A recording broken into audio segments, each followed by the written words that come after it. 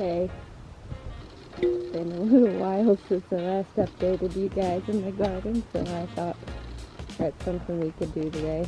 I worked last night. I just woke up. It's about 2:30 in the afternoon right now, and got some coffee. Slept for about 4.5 hours, but okay. First update is this. I got myself a truck. Now I can finally do more garden things.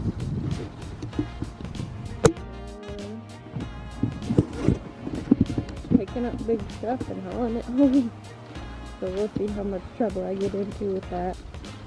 I'm just very glad to have something with air conditioning right now. Not too bad right now. It's about 80 degrees. It's a nice breeze, but for a couple weeks there it was like 90 plus degrees every day. Way too hot. No motivation to do anything.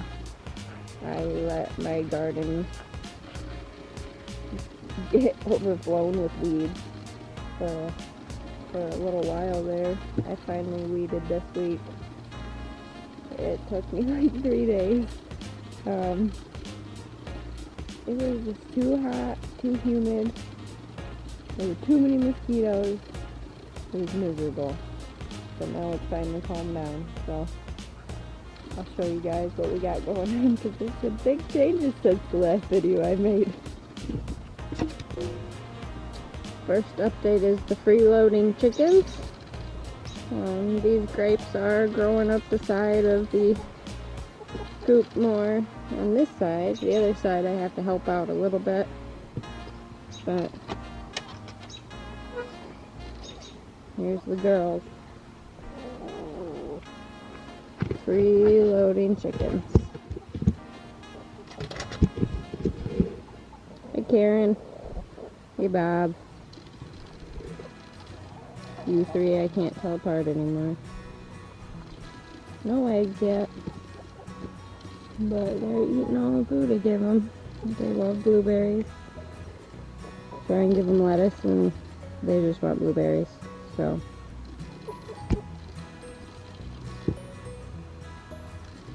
don't do it, Karen.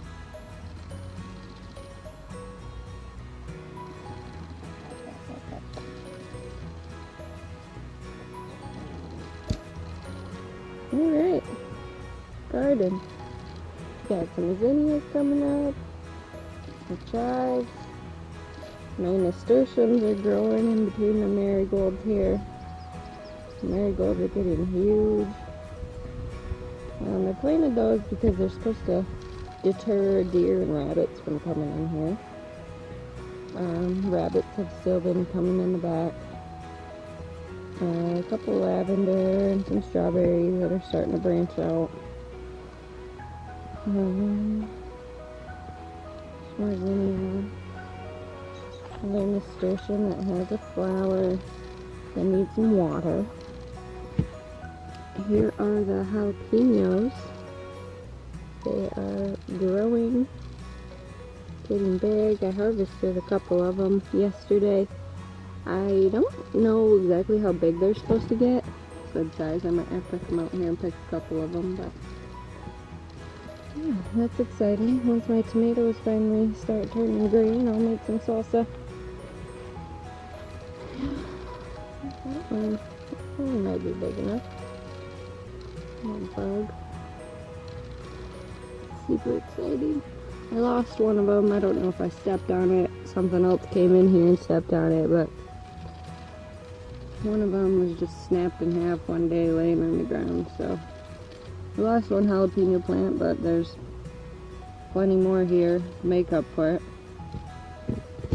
Next to that, I've got the cilantro, the bigger one that I transplanted from a plant I bought at Myers, flowering. I could cut those off, but I've got all these little ones still that are fine, so I don't think I'm going to do that yet. I was trying to early on, but I don't think it's a problem now. Parsley here. I haven't harvested any of that. I haven't needed it for anything, but I have it if I do need it. Basil is huge. I mean, there's just so much of it. I made some pesto for myself and a coworker. It was delicious. It was a big hit with Robbie too. I put it on tortellini. Sauteed some beans from the garden with some butter and garlic, and it was a really good dinner. I've got my dill next to that, growing like crazy. I harvested some of that to make some pickles with my mom Tuesday this week, a couple days ago. Another zinnia here. This one's actually about to bloom. Looks like it's going to be a super pretty color. That'll be the first one probably. Then I've got my whole row of Roma tomatoes here. None of them are red yet, but I mean, it's just loaded with tomatoes.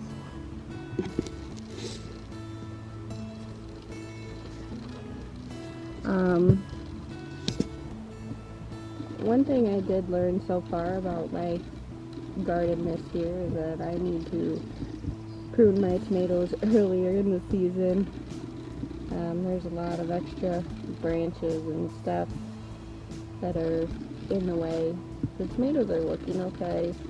A few of them earlier, last couple weeks had some blossom end rot on them, but I think it was because of the watering, being an uneven watering schedule, but they are doing better now. I haven't seen any with blossom end rot in a couple, probably this whole week.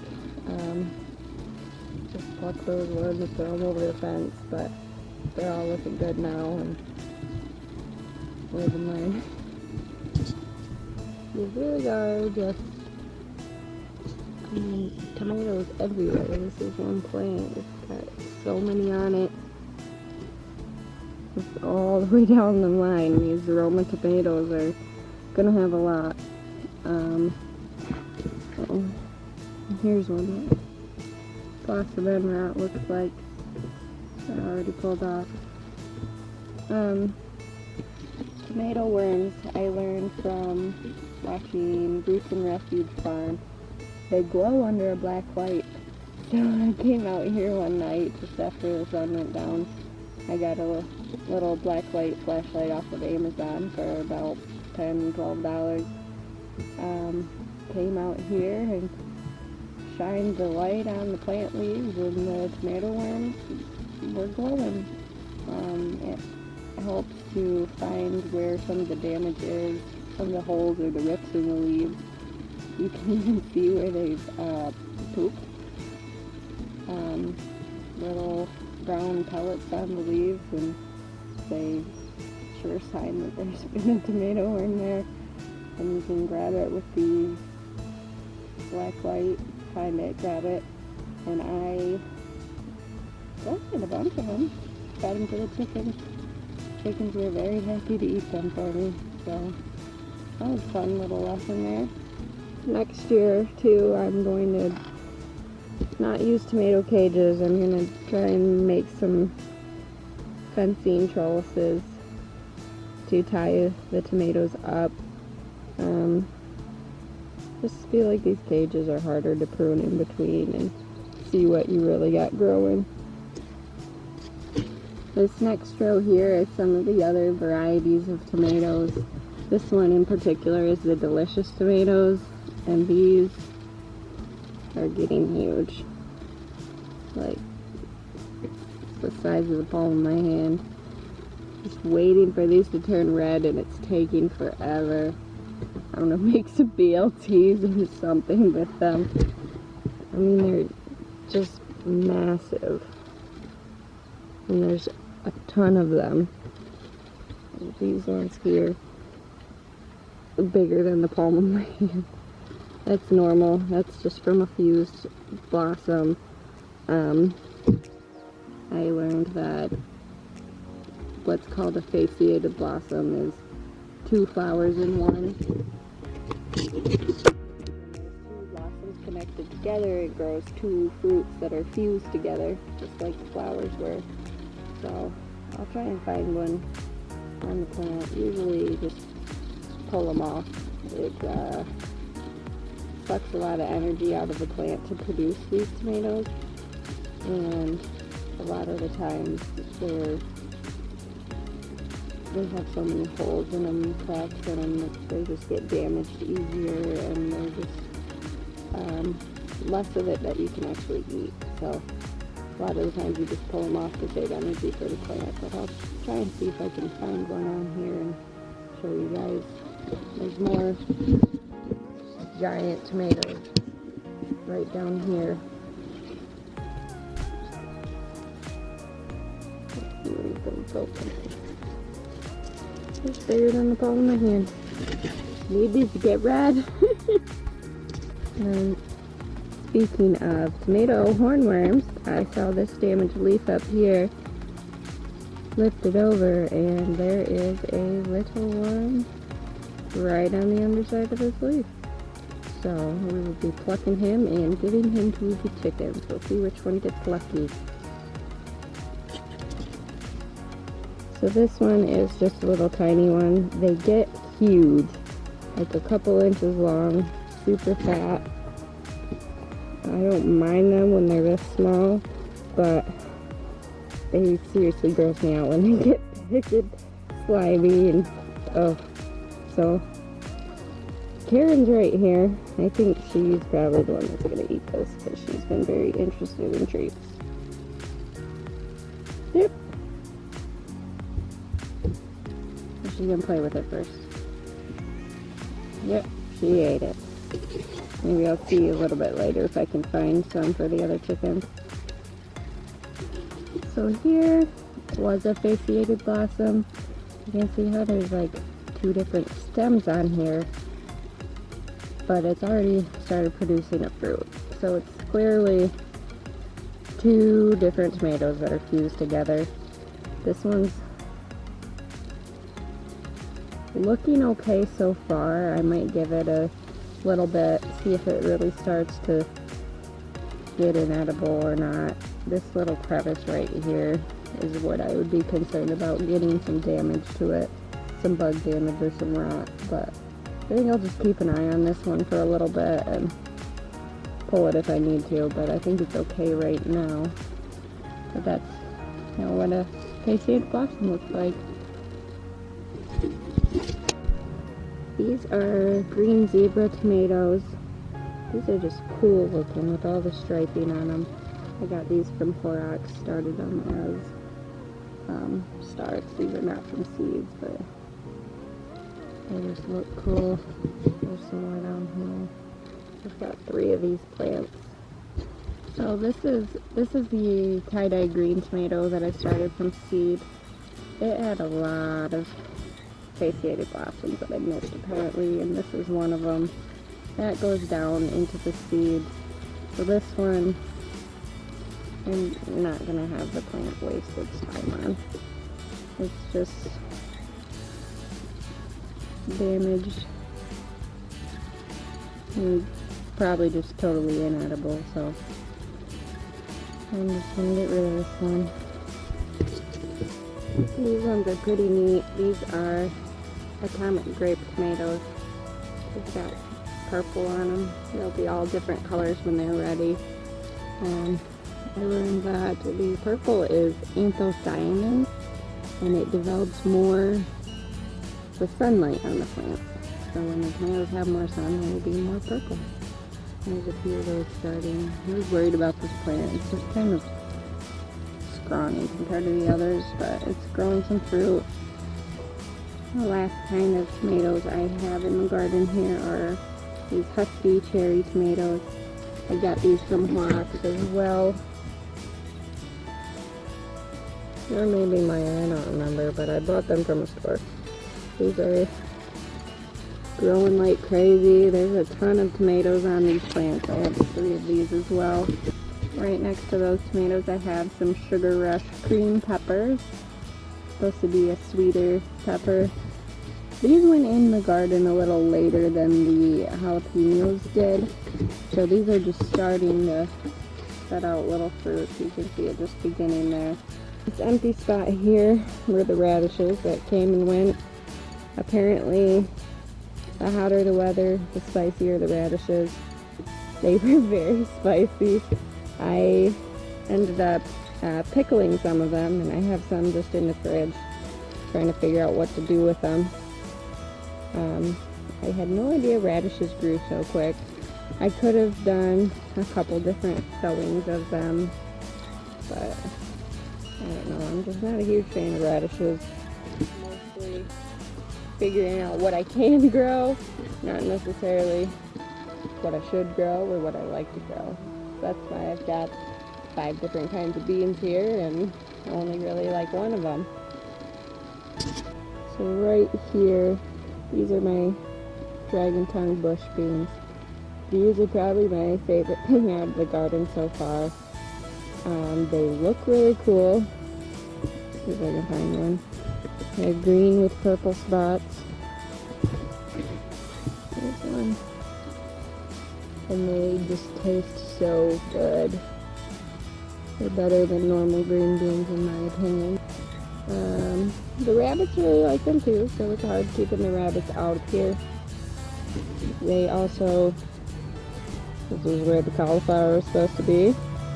They like that too. And this is where my broccoli was supposed to grow, but the rabbits like that as well. So we're not going to have any cauliflower or broccoli. I can still sow some to be ready for the fall. They do well in cooler weather, so I'm going to try again, but it's just kind of sad. Right now the broccoli is just a deterrent for keeping them out of the beans, which are actually doing well. I got this deer and rabbit repellent. It just makes the plants taste gross. Here's the carrots.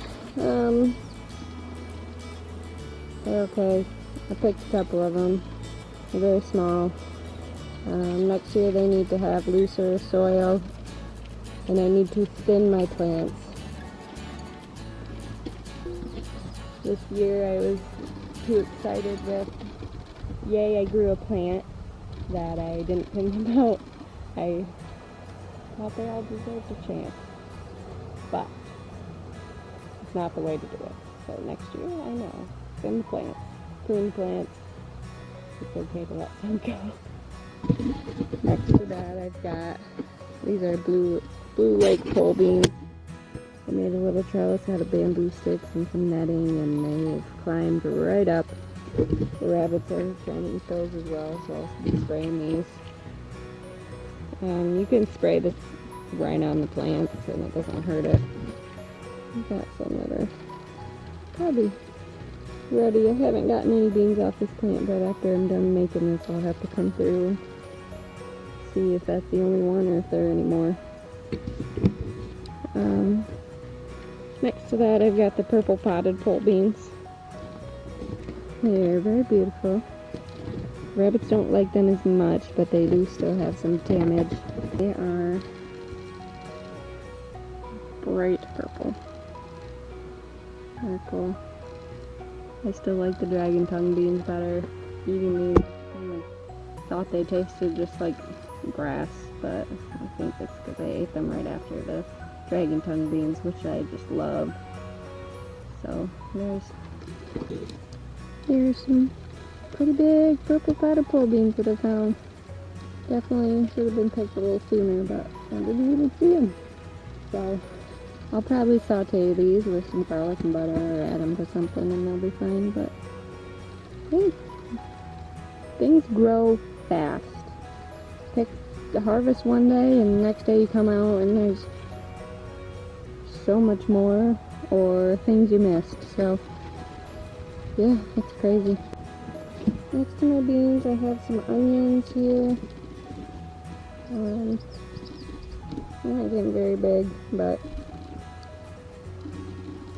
I accidentally pulled a couple of them up while I was weeding, so they're haunted. You see those little green sticking out between the weeds when it's still overgrown. I use red noodle beans and then yard long beans. These are wild. Here's the beans. They are already like over a foot long, and there's a ton of them. I'm gonna have to see if there's some recipe I can find with them that I really like. Eating them plain, they're not my favorite, but there's a ton of them. And then the red ones are on the other side. I'll show you. This is like a foot and a half long, and they taste like grass also. So I gotta find a recipe to use.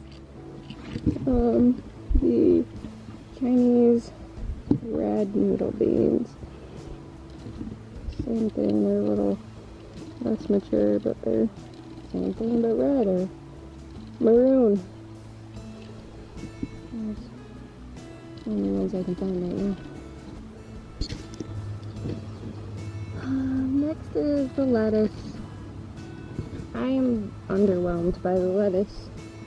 Thought it'd be fun to have for salads and such, but I planted too much of it.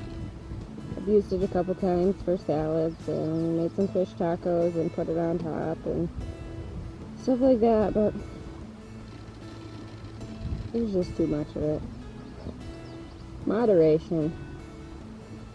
So I learned my lesson with that. It was good, but it's just taking up space. So a couple days ago when I was weeding, I noticed these little tiny poops in the garden. Try to focus on them. Those little ones there. And from what I've learned, these look very much like hornworm poops, tomato worm poops, but they're in the lettuce. So I pulled out Dr. Google, looked up, do hornworms eat lettuce too? No they don't, but they eat apple trees. And right above the lettuce here, I have a crabapple tree. So I started looking up at the tree, noticed some holes in the leaves, started looking up higher, noticed the branches didn't have any leaves anymore, and then I noticed a whole clump of worms. They were not tomato worms. I posted a picture of it on Facebook asking, what the heck are these? Are they going to eat my garden? Turns out they are tent worms, which can kill a tree. They make giant web nests in the tree and just destroy it. They ate quite a few branches, but there were no nests. So I put on my glove, got a little bucket of soapy water, pulled the branch down, and picked out by hand what I could of these worms. As I was weeding, I could hear their poops landing on the lettuce leaves. This absolutely disgusted me. As I was pulling the branch down too, the whole branch was shaking and worms were falling from the sky, from the tree. And I hurried up to pick them up off the ground as soon as they hit the ground, and I put them in the soapy water. They're just disgusting. I joked about burning the tree down. I bring the snakes, but I do not like the caterpillars and worms. It's the texture, the shape, the blob. I don't do them.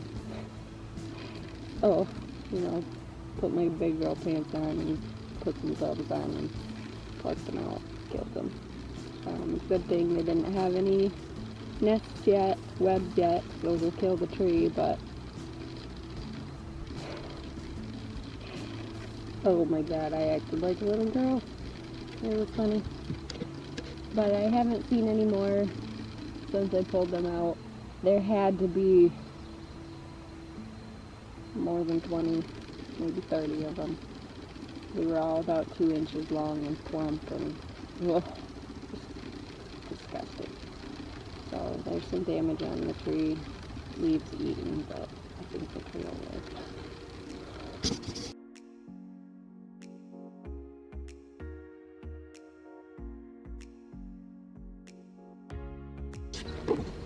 Next up is the cucumbers, which are crazy because you need to thin the plants.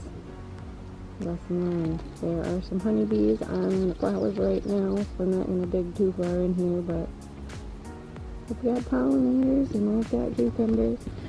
I had enough to make about 6 jars pickles, some left over. Let's see. A little bit on there.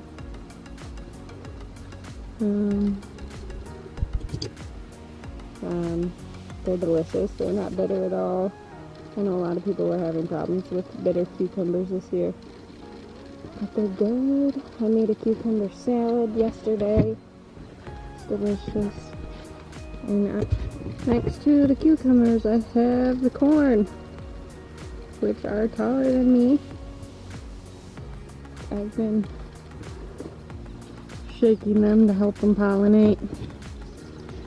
We've got ears of corn forming here. I don't know if we'll actually get anything with them, but they're just fun to grow, fun to look at. Next to that, I've got the Kajari melons, which thin your plants, because this is insane. There are tons of baby fruits on them. Hopefully I get them mature by the time season's over. Bigger fruit right here. And it's just littered with them. Another. Then there's oblong one there. Baby one there. Baby one there. This one down here is looking good. It's all over the place. So, if anyone wants any melons once these ripen, hit me up. Next to that, some watermelons. Baby ones. That one's bigger. I'm hoping these have enough time to ripen before the season's over too. Biggest lessons for me so far with my first garden are thin the plants, prune the plants. Make sure the soil's nice and loose. The first time the soil is too compacted down when I sowed the seeds, so I did have to resow a bunch of things. Pretty exciting. Come a long way. Very proud of my first garden. It's just so nice to come out here and enjoy the peace and quiet, hearing the birds chirping and the cicadas and just being in the sunshine. Especially when you work night shift, you don't get much of that. Starting to make a list of what I want to grow next summer and even this fall. More broccoli and stuff. I'm going to put it in some garlic, some onions, less green beans or purple beans or whatever they are. I think that's it for right now, so get this video up and y'all can have an update. Bye!